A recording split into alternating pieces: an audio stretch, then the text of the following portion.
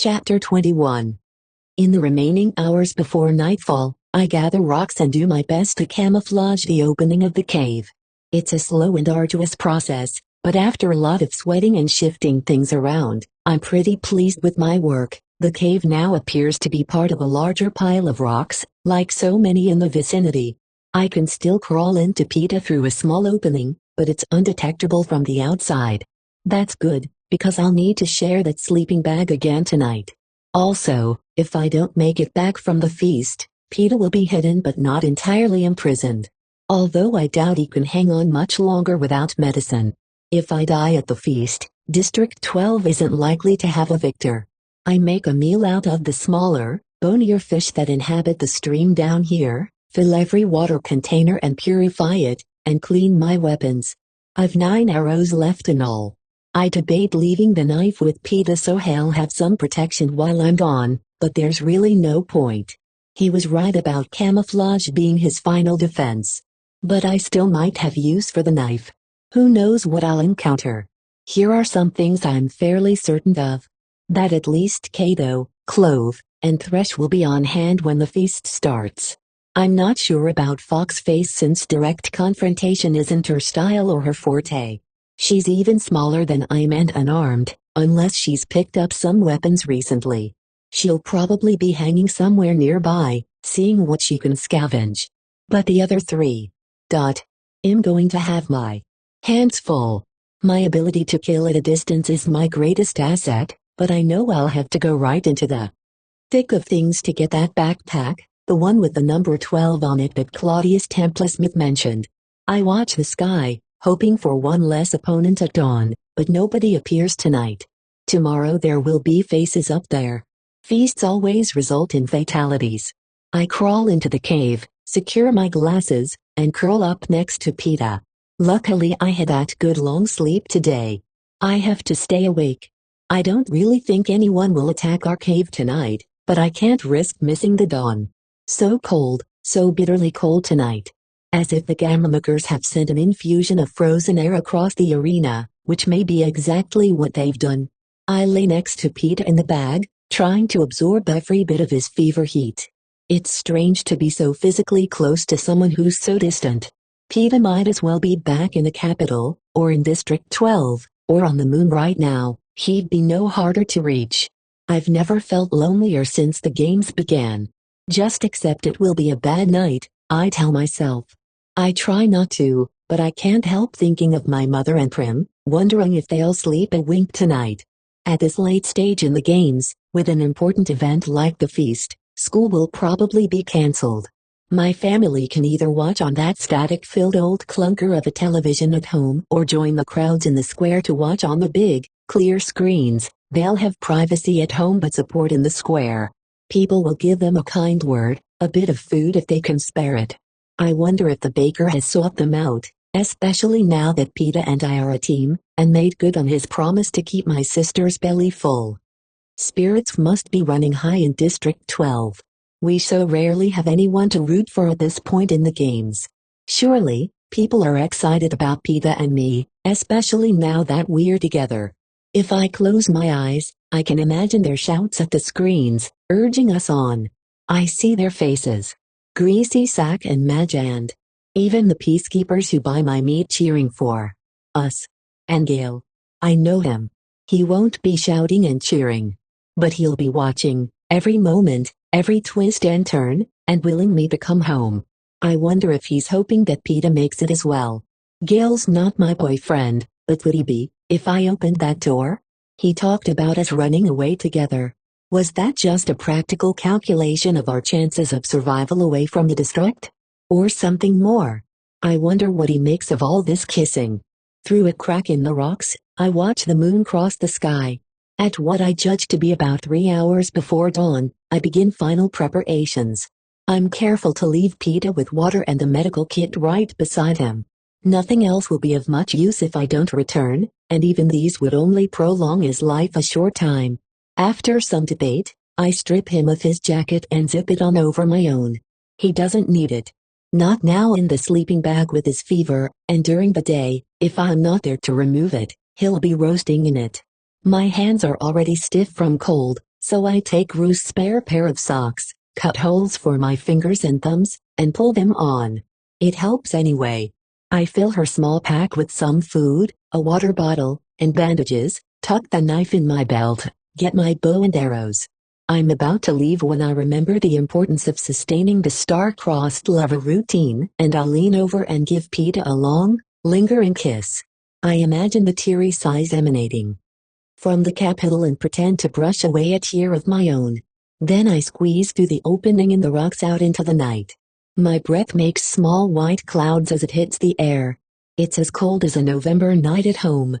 One where I've slipped into the woods, lantern in hand, to join Gail at some prearranged place where we'll sit bundled together, sipping herb tea from metal flasks wrapped in quilting, hoping game will pass our way as the morning comes on. Oh, Gail, I think. If only you had my back now. I move as fast as I dare. The glasses are quite remarkable, but I still sorely miss having the use of my left ear. I don't know what the explosion did, but it damaged something deep and irreparable. Never mind. If I get home, I'll be so stinking rich, I'll be able to pay someone to do my hearing. The woods always look different at night. Even with the glasses, everything has an unfamiliar slant to it. As if the daytime trees and flowers and stones had gone to bed and sent slightly more ominous versions of themselves to take their places. I don't try anything tricky, like taking a new route. I make my way back up the stream and follow the same path back to Wu's hiding place near the lake. Along the way, I see no sign of another tribute, not a puff of breath, not a quiver of a branch. Either I'm the first to arrive or the others positioned themselves last night. There's still more than an hour, maybe two, when I wriggle into the underbrush and wait for the blood to begin to flow. I chew a few mint leaves, my stomach isn't up for much more. Thank goodness, I have Peeta's jacket as well as my own. If not, I'd be forced to move around to stay warm. The sky turns a misty morning gray and still there's no sign of the other tributes. It's not surprising really. Everyone has distinguished themselves either by strength or deadliness or cunning. Do they suppose, I wonder, that I have Peeta with me? I doubt Foxface and Thresh even know he was wounded. All the better if they think he's covering me when I go in for the backpack. But where is it? The arena has lightened enough for me to remove my glasses. I can hear the morning birds singing. Isn't it time? For a second, I panicked that I'm at the wrong location. But no, I'm certain I remember Claudius Tempus myth specifying the cornucopia. And there it is. And here I am. So where's my feast? Just as the first ray of sun glints off the gold cornucopia, there's a disturbance on the plain. The ground before the mouth of the horn splits in two and a round table with a snowy white cloth rises into the arena. On the table sit 4 backpacks, 2 large black ones with the numbers and 11, a medium-sized green one with the number 5, and a tiny orange one. Really I could carry it around my wrist, that must be marked with a 12. The table has just clicked into place when a figure darts out of the cornucopia, snags the green backpack, and speeds off. Foxface. Leave it to her to come up with such a clever and risky idea. The rest of us are still poised around the plane, sizing up the situation, and she's got hers. She's got us trapped, too, because no one wants to chase her down, not while their own pack sits so vulnerable on the table. Foxface must have purposefully left the other packs alone, knowing that to steal one without her number would definitely bring on a pursuer. That should have been my strategy. By the time I've worked through the emotions of surprise, admiration, anger, jealousy, and frustration, I'm watching that reddish mane of hair disappear into the trees well out of shooting range. Huh. I'm always dreading the others, but maybe Foxface is the real opponent here. She's cost me time, too, because by now it's clear that I must get to the table next. Anyone who beats me to it will easily scoop up my pack and be gone. Without hesitation, I sprint for the table. I can sense the emergence of danger before I see it. Fortunately, the first knife comes whizzing in on my right side so I can hear it and I'm able to deflect it with my bow. I turn, drawing back the bowstring and send an arrow straight at Clove's heart. She turns just enough to avoid a fatal hit, but the point punctures her upper left arm. Unfortunately, she throws with her right, but it's enough to slow her down a few moments, having to pull the arrow from her arm, take in the severity of the wound. I keep moving, positioning the next arrow automatically, as only someone who has hunted for years can do. I'm at the table now, my fingers closing over the tiny orange backpack. My hand slips between the straps and I yank it up on my arm. It's really too small to fit on any other part of my anatomy, and I'm turning to fire again when the second knife catches me in the forehead. It slices above my right eyebrow, opening a gash that sends a gush running down my face, blinding my eye, filling my mouth with the sharp, metallic taste of my own blood. I stagger backward but still manage to send my readied arrow in the general direction of my assailant. I know as it leaves my hands it will miss. And then Clove slams into me, knocking me flat on my back, pinning my shoulders to the ground, with her knees. This is it, I think, and hope for Prim's sake it will be fast. But Clove means to savor the moment. Even feels she has time. No doubt Kato is somewhere nearby, guarding her, waiting for Thresh and possibly PETA. Where's your boyfriend, District 12? Still hanging on? She asks. Well, as long as we're talking I'm alive. He's out there now. Hunting Kato, I snarl at her. Then I scream at the top of my lungs. PETA! Clove jams her fist into my windpipe, very effectively cutting off my voice. But her head's whipping from side to side, and I know for a moment she's at least considering I'm telling the truth. Since no PETA appears to save me, she turns back to me. Liar, she says with a grin. He's nearly dead. Kato knows where he cut him. You've probably got him strapped up in some tree while you try to keep his heart going. What's in the pretty little backpack? That medicine for Loverboy? Too bad he'll never get it. Clove opens her jacket. It's lined with an impressive array of knives. She carefully selects an almost dainty-looking number with a cruel, curved blade. I promised Kato if he let me have you, I'd give the audience a good show. I'm struggling now in an effort to unseat her, but it's no use. She's too heavy and her lock on me too tight. Forget it, District 12. We're going to kill you. Just like we did your pathetic little Ally. What was her name? The one who hopped around in the trees? Rue? Well, first Rue, then you, and then I think we'll just let nature take care of Loverboy. How does that sound? Clove asks. Now, where to start? She carelessly wipes away the blood from my wound with her jacket sleeve. For a moment, she surveys my face, tilting it from side to side as if it's a block of wood and she's deciding exactly what pattern to carve on it. I attempt to bite her hand, but she grabs the hair on the top of my head, forcing me back to the ground. I think, she almost purrs. I think we'll start with your mouth.